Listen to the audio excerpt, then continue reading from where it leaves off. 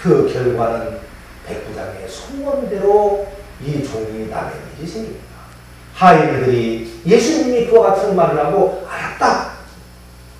그 소원이 그대로 이루어질 것입니다. 하인들이 집에 들어가서 봤더니 종이 깨끗이 나사가 있더라. 할렐루야. 할렐루야. 주님께서 이와 같은 놀라운 은총을 우리들에게 말씀하시고 계십니다. 오늘 어떻게 보면 신유와 몸이 낫는 기적의 역사, 큰 기적의 역사들 말씀과 설교를 할 때도 있었지만 오늘 주님께서는 가장 기뻐하는 날인 겁니다. 왜? 주님이 가장 좋아하는 믿음에 대한 확신을 우리들에게 신께 성령께서 역사하시고 그 말씀을 작은 주의 종을 통해서 전파하게 하시니 말입니다. 하나님, 우리에게 믿음을 허락하여 주시옵소서. 할렐루야. 백부장의 믿음을 허락하여 주시옵소서. 오늘은 낮에 정말 한 가지 큰 사건이 있었습니다. 저는 예수 그리스도의 이름으로 많은 사람들의 신유의 역사를 예수님께서 하시는데, 하나님의 능력으로 하시는데, 예수님의 이름으로 저는 기도만 할 뿐인데 많은 것들을 이루어 주시는 줄을 봤어요. 이루 말할 수 없는 그러한 기적들이 일어나는 일이 있었습니다. 그런데 오늘은 정말로 또 기이한 일이 있었습니다. 어느 장로님께서 저와 함께 예배를 드리러 가자고 해서 한 가정을 방문했습니다. 이전에 말을 못하던 사람들 또는 중풍병자들, 3일 안에 죽으리라고 했던 사람들, 벙어리들 모두가 다 하나님 앞에서 고침을 받는 일들을 우리가 봤지만은, 그러나 오늘은 하나님께서 아마도 아주 크리티컬한, 아주 정말 이 신유의 역사에서 예수님께서, 하나님께서 그리스도의 이름으로 하시고자 싶어하는 가장 어려운 일을 저의 작은 죄종을 통해서 이루려고 하시는 것 같은 걸 느꼈습니다. 그곳에는 한 소녀 같은 이제 아가씨가 누워 있었습니다. 그 집의 침대에는 지칠 대로 지쳐있고 하얗고 창백한 소녀가 누워있는 듯 했습니다. 그리고 나이가 몇 살이라고 물었습니다. 그의 어머니와 아버지는 눈물이 글썽글썽한데 소개를 합니다. 이 아이는 지금 식물인간입니다. 지금 이 아이로는 25살이 아닙니다.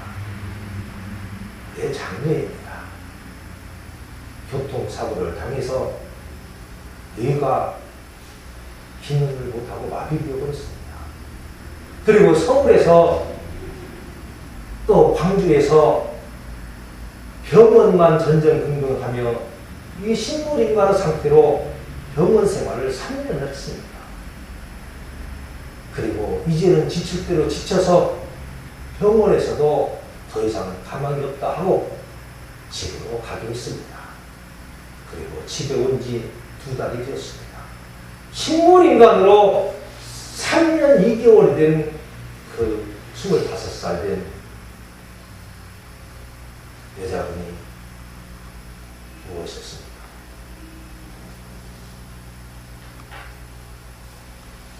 저는 예배를 드리기 전에 조금 천천히 예배를 드리자고 했습니다. 그러면서 하나님께 물었습니다. 여쭈었어요. 하나님, 정말 이제 여기까지 오셨군요. 할렐루야. 하나님, 참 이제는 정말 우리 앞에 현실로 당한 3년 2개월간의 이 식물인간이 된 아가씨를 앞에 놓고 제가 엘리사처럼 기도를 할까요? 엘리야처럼 기도를 할까요? 예수님이나 되셔야 하게 되는데요. 제가 지금까지 한 믿음이 얼마나 믿음이 작은가를 고백했습니다. 아마 지금까지 심리 역사를 나타내면서 나름대로 가슴속에 약간의 교만이랄까, 약간의 자부심을 느꼈을지도 모른다는 회개를 했습니다. 그리고 저는 완전 제 심령이 사실로 바짝 엎드렸습니다. 그리고 주님께서 주시하는 하나님의 말씀을 찾기 시작했습니다. 그리고 그러면서 기도했습니다. 하나님 어떻게 할까요? 그리고 저는 말씀을 붙들고 예배를 드리며 설교를 시작했습니다. 저는 이 아가씨를 낫게 할 수 없습니다. 이미 교통사고로 뇌가 다쳐버려서 3년 2개월을 신규림관 된 예의를 닦을 수 없습니다. 여기 같이 온 장로님도 닦을 수 없습니다.